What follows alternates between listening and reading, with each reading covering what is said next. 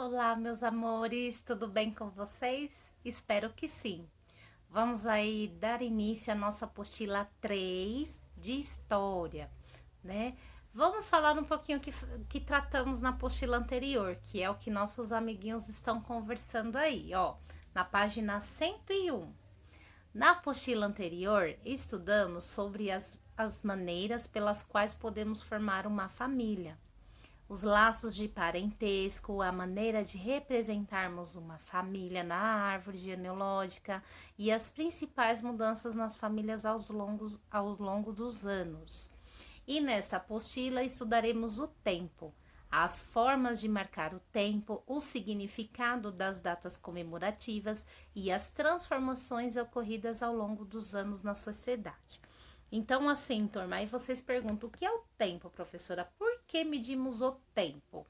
Por exemplo, hoje, para a gente manter uma organização, né, durante o nosso dia, durante a nossa semana, durante o nosso mês, tudo nós temos um tempo para fazer a cada tarefa. Por exemplo, temos o horário para acordar, para estudar, para trabalhar, para, né, ter as nossas refeições, para fazer um exercício, para brincar, né? Para tudo temos horário. Por que temos horário para fazer tantas essas tarefas? Para justamente isso, não atrapalhar o andamento dos nossos dias, para a gente manter-se organizado, tá? E a gente fazer muitas coisas durante o nosso dia, durante os nossos semanas, durante os nossos meses. Então, para isso que nós nos organizamos, né, dentro desse tempo, para a gente ter tempo para outros tipos de tarefa. Parece complicado, não é? Mas vamos aí desenrolar durante o texto. Vamos lá, vocês vão ler aqui agora junto com a professora. Opa, aumentei demais. Então, vamos lá, ó, começar aqui, ó. O tempo.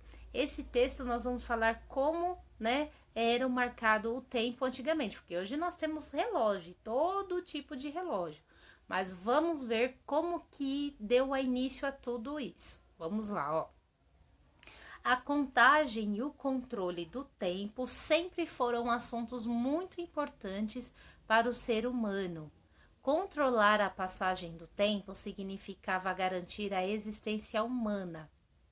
A contagem da passagem do tempo ocorria inicialmente por meio de constante observação dos fenômenos naturais.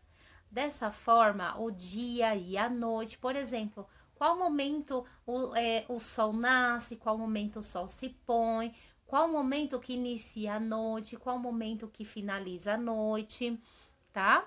As fases da lua, por exemplo, nós temos a lua minguante, a lua cheia, a lua nova, né? Então, a partir de qual momento, né, surgem essas luas, né? Cada fase dela. E a posição de outros astros, a variação das marés ou o crescimento das colheitas eram os meios pelos quais o ser humano calculava o tempo, o quanto de tempo havia de passado. Por exemplo, né? A questão do mar tá agitado, né? A questão do sol também ajudava muito para marcar o tempo. E essa questão da colheita, eu vou plantar aqui feijão, eu vou plantar aqui alface, eu vou plantar café. Vamos ver quanto tempo vai demorar um ou outro para nascer, para poder, né? A gente recolher quanto tempo vai ficar suficiente para a gente poder consumir. Então, desta forma, eles marcavam o tempo, tá? Vamos lá. Marcar a passagem do tempo é importante para organizarmos a ocorrência dos fatos e entendermos seu desenvolvimento, né? Que é igual essa questão que a Pro falou da plantação, né? Quanto tempo vai demorar para aparecer, né? O primeiro grãozinho, quanto tempo ele vai se desenvolver, quanto tempo vai levar até para a gente poder consumir. Então, tudo isso eles iam, né, marcando. E temos a forma de registrar, que vamos falar agora, né? Que daí foi se organizando muito mais essa questão de marcar o tempo. Existem diferentes maneiras de marcarmos o tempo. Em nossas atividades cotidianas, para ordenar e organizar o tempo, utilizamos os segundos, os minutos, as horas, os dias, as semanas, os meses e os anos. Por exemplo, essa questão dos dias, turma. Um dia tem 7 dias. Então, dentro desses 7 dias, foi o quê? Foi organizado que durante 5 dias vocês vão para a escola, para estudar, fazer as atividades, e esses 2 dias são para descanso, né? Muitas pessoas, eu não vou falar a questão de trabalho, porque tem pessoas que trabalham 7 dias, né? Às vezes com uma folga na semana, mas vamos focar nos estudos. Vocês têm 5 dias para estudar, segunda, terça, quarta, quinta, sexta, e sábado e domingo vocês ficam livres. Claro que vocês devem fazer uma leitura, né? Às vezes uma lição que ficou atrasada porque ocorreu, né, algo que impedisse de vocês fazerem aquela tarefa. Mas assim, o sábado e domingo foi feito para vocês poderem descansar, tá? Então vamos aí, ó. Dia é uma unidade de tempo que equivale 24 horas, ou seja, um dia, 24 horas. Semana é um período de tempo composto por 7 dias, que é o que a Pro falou, né? Ou seja, uma semana, 7 dias, que é segunda, terça, quarta, quinta, sexta, sábado, domingo. E, aliás, a semana começa no domingo. Para nós parece que é na segunda, mas não. Começa no domingo. Mês é o intervalo de tempo composto por aproximadamente 4 semanas, né? Então, assim, tem mês que tem 30 dias, outros tem 31. E fevereiro é o único mês mais curto do ano, porque ele tem 28 dias. É só de 4 em 4 anos que aparece um dia a mais e nós vamos saber já já o porquê. Ano é composto por 12 meses, ou seja, 365 dias e 6 horas. Claro que também vocês vão saber também que tem o ano bissexto e o porquê. Então, vamos lá para a próxima página. Página 102. Olha lá, curiosidade, que é o que a Pro acabou de mencionar para vocês. Olha lá, curiosidade. O mês de fevereiro é o mais curto de todos os meses do ano. Em geral, tem apenas 28 dias. De 4 em 4 anos, 6 horas que se acumulam formam um dia, que é anexado ao mês de fevereiro. Quando o mês de fevereiro tem 29, tem se chamado o ano bissexto. Por quê? Porque lá atrás falamos que um ano tem 365 dias e 6 horas. Então, como juntou aí essas horas, deu um dia, então formou o ano bissexto, 366. De 365 passou para 366. Mas isso, turma, acontece de 4 em 4 anos, tá? É só vocês reparar. Então, vamos lá. A história de uma pessoa é contada em anos. Por isso, a data de nascimento tem grande importância para a vida dos seres humanos e costuma ser motivo de festa. Tá aí também algo que vocês é fácil de entender o porquê marcamos o tempo. Por quê? Lembra lá na primeira apostila que falamos a partir do nascimento de vocês? Depois do primeiro ano, aí vem a primeira festa e assim por diante. Ou seja, agora, por mais que vocês já passou muito tempo de um aninho, sempre é comemorada com certeza a data de aniversário de vocês. É muito bom, né? Comer um salgadinho, um docinho e ganhar muitos presentes. Então, para isso tem a marca do tempo. Olha, aquela criança tá crescendo. Quanto tempo será que ele tem? Aí é que tá, por isso que existe o tempo para saber a idade, né? Quanto você está avançando, quanto você está desenvolvendo, tá bom? Bom, e é a partir dessa data que começamos a contar a história de cada indivíduo, que falamos também lá na primeira apostila, a cada acontecimento de vocês, né? O primeiro dentinho que nasceu, né? Quando iniciou a papinha, com quanto tempo vocês começaram a caminhar, quanto tempo começou a falar, né? E isso também faz parte da contagem do tempo. A história é o estudo da humanidade no tempo. Mais próximo ou mais distante, esse tempo não costuma ser medido sob perspectiva de alguns poucos anos. Pelo contrário, É frequente a utilização de palavras que indiquem longos intervalos de tempo. Em história, a passagem do tempo serve para estudarmos o ser humano, as mudanças sociais provocadas por ele e as transformações pelas quais passa a humanidade.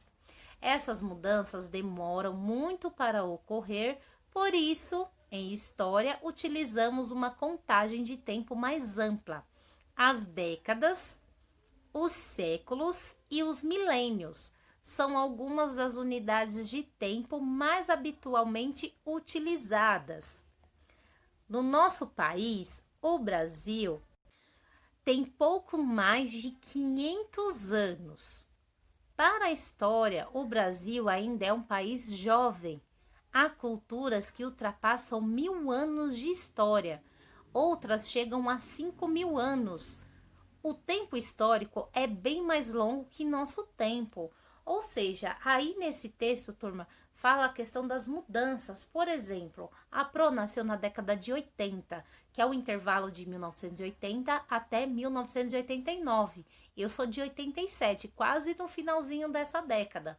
Então, assim, de 87 para cá, mudou muita coisa mesmo, né?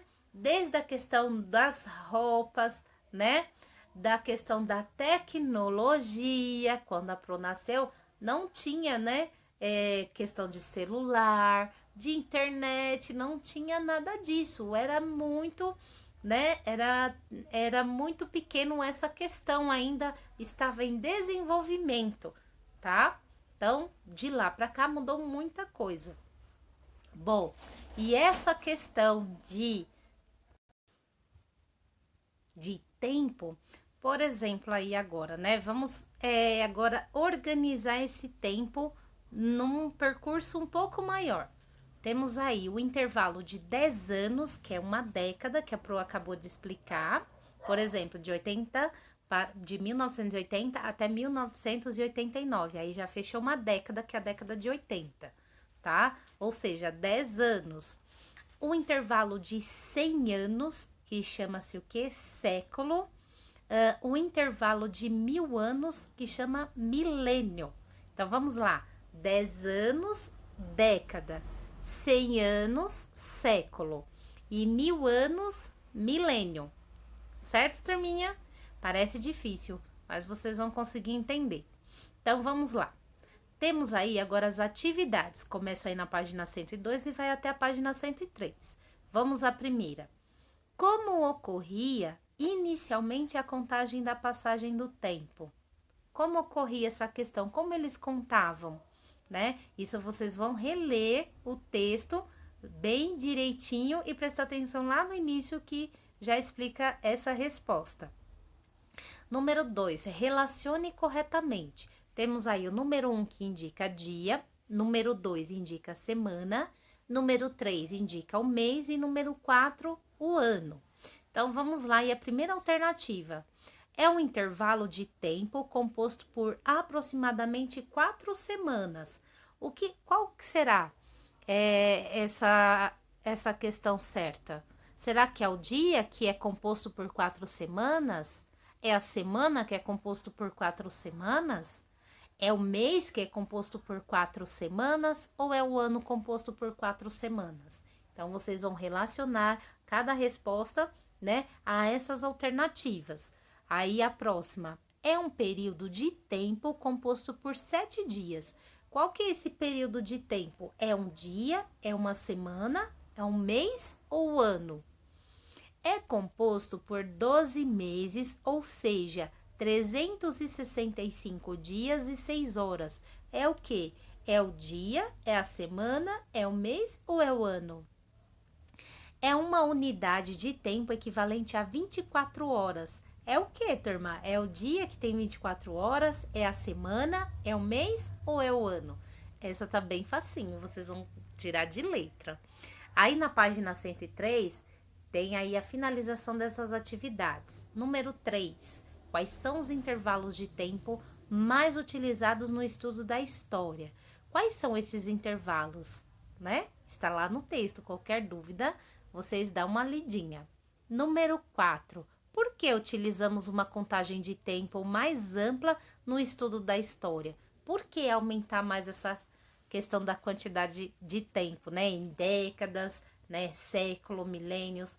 Aí é só vocês dar uma lidinha que o texto vai ajudar bastante. Número 5. Relacione corretamente. Temos 3 alternativas. Número 1, décadas. 2, século. 3, milênio. É um intervalo de 100 anos. Qual que é esse intervalo de 100 anos? Se diz década, século ou milênio? É um intervalo de 1000 anos. É uma década, é um século ou é um milênio? É um intervalo de 10 anos. É uma década, é um século ou é um milênio? Bem facinho, né, turma? E essas atividades aqui adicionais vocês não precisam fazer. Nós vamos fazer, quando finalizarmos essa apostila, vamos fazer juntos as adicionais. Por quê? É uma maneira da gente lembrar essas primeiras atividades, tá bom? Para não ficar no esquecimento, turma. Qualquer dúvida, a Pro está à disposição.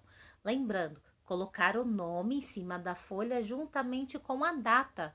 Olha aí vocês utilizando a linha do tempo aí já nas atividades também, para a gente saber quando vocês fizeram essas tarefas, tá bom? Qualquer dúvida, a Pro está à disposição. Um grande beijo e até a próxima aula, turma!